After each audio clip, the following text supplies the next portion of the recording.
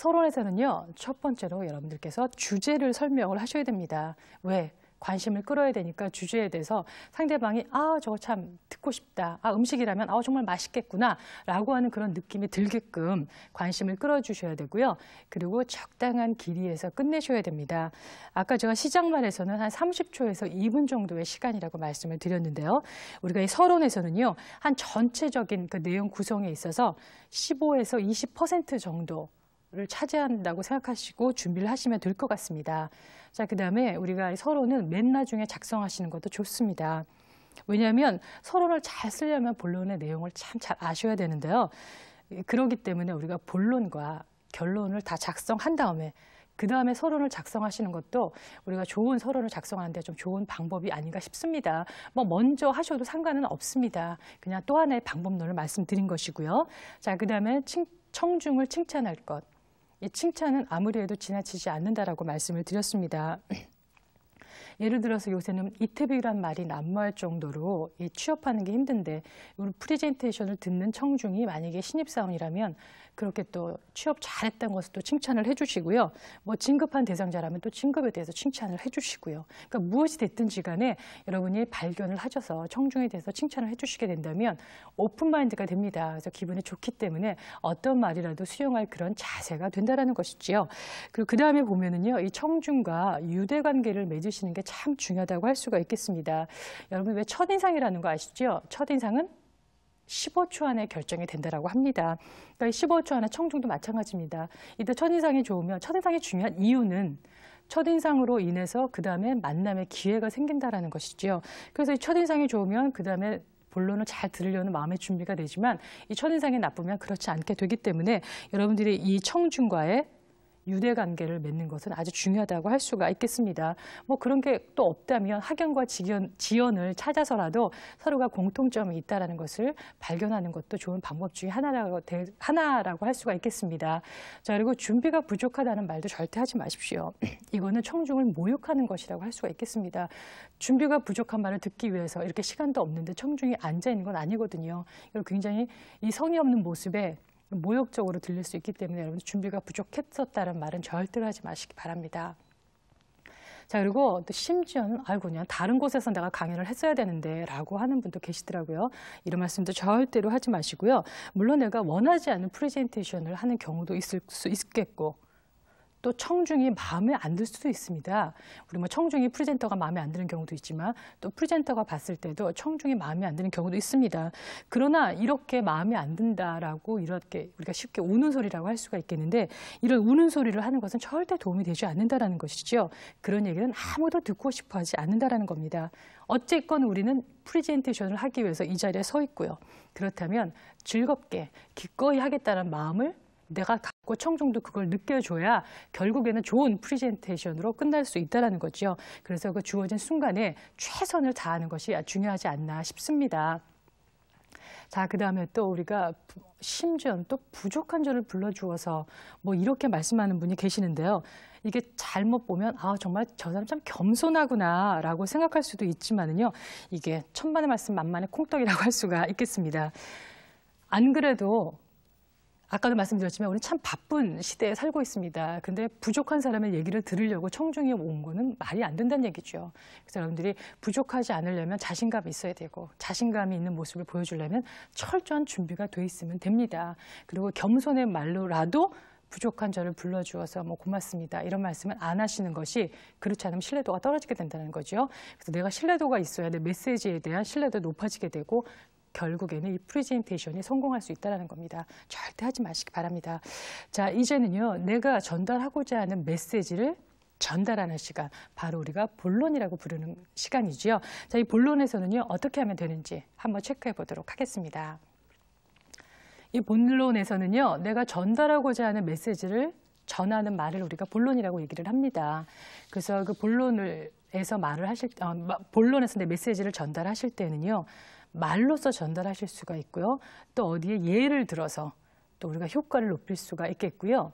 또 비유라는 것도 있습니다. 이 비유라고 하는 것은 이 메시지와 내가 전달하고자 하는 그런 메시지와 관련이 된 이미 청중이 알고 있는 비유를 사용하시게 된다면 효과가 좋다라는 것이죠.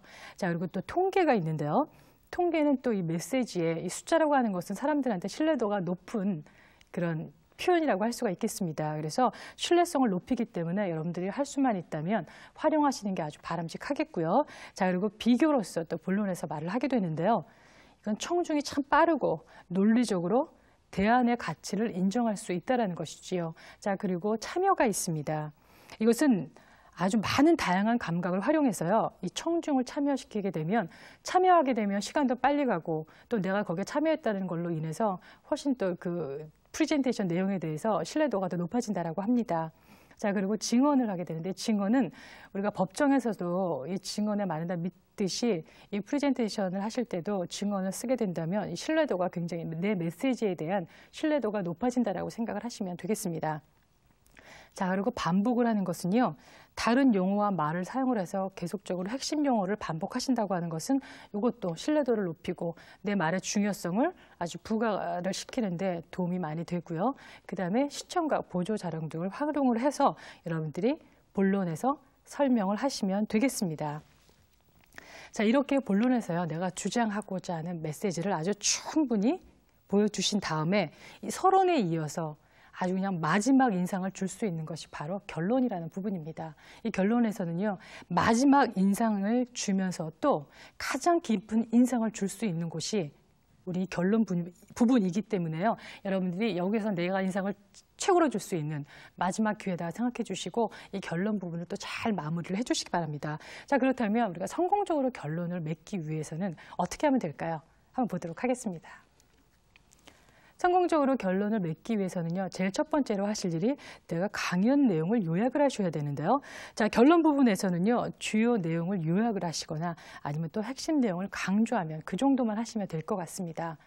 자, 두 번째가 완결감입니다. 자, 결론에서는요. 우리가 프레젠테이션이 아주 완료되었다는 느낌을 청중에게 주셔야 한다는 것이죠. 그래서 사람들은 심리적으로요. 뭐든지 끝맺음을 참 좋아한다고 합니다. 그래서 완결감을 요구하는 그런 심리가 있기 때문에 이런 욕구를 충족시켜주는 것이 훨씬 효과가 높다라고 할 수가 있겠고요. 그다음에 마지막으로 인상을 좀 멋있게 하셔야 되는데요.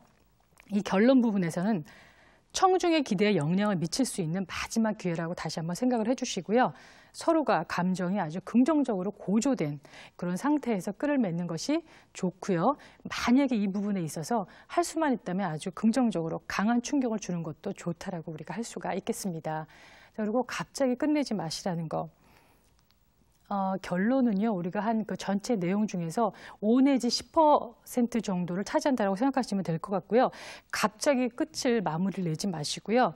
결론이라고 미리 청중에게 말씀을 하시는 게 좋습니다. 그래서 보통은 이런 말들을 사용하시면 될 것 같습니다.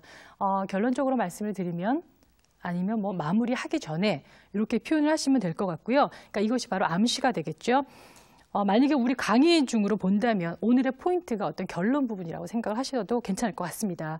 만약에 실제 프레젠테이션을 하는 경우라면 오늘 말씀드린 것 중에서 꼭 한 가지를 기억하신다면 이겁니다라고 말씀을 해주시면 되겠죠. 그리고 꼭 질문의 기회를 주시라는 거죠. 공식적으로 질문을 받는 기회 외에도 만약에 시간이 없을 때는요. 이 결론에서 강연한 다음에 질문을 받을 테니까 그때 하십시오라고 말씀을 꼭 해주십시오. 왜 이런 질문의 기회는 줘야 되냐면 쑥스러워서 질문을 못하는, 공식적으로 질문을 못하는 분도 있기 때문에 우리가 그런 분까지도 배려를 할 수 있는 프레젠터가 되어야 그런 분이 프레젠터의 달인이라고 할 수가 있겠습니다. 만약에 질문의 기회를 나중에 주고서 진짜 질문에 대한 대답을 안 해주신다면 왜 우리나라 속담에 죽 써서 개 준다는 말이 있습니다. 이 상황이 바로 딱 그 속담이 맞아떨어지는 상황이라고 생각하시면 될 것 같습니다. 자, 그다음에 내용 추가. 이 끝에 가서 여러분들이 내용 추가를 하시라는 것이 아니라 내용 추가는 하지 마십시오. 결론은 또 다른 강연을 하는 것이 아니라 내가 이미 다룬 내용을 또다시 내가 살펴보는 그런 시간이기 때문입니다. 결론에서 내가 새로운 내용을 추가를 하는 것은요. 내용이 적절하게 배치가 안 됐다는 것을 얘기하는 경우도 되고요. 또 상대적으로 보면 나는 중요하다고 그래서 결론 부분에서 내용을 추가하는 거지만 우리 청중이 봤을 때는 상대적으로 그것이 중요하지 않다라고 생각을 할 수도 있다는 것이죠. 자, 그리고 또 제대로 이 프레젠테이션은 준비가 안 됐구나라고 청중이 느낄 수도 있기 때문에 여러분들이 참 이거는 조심을 해주셔야 됩니다.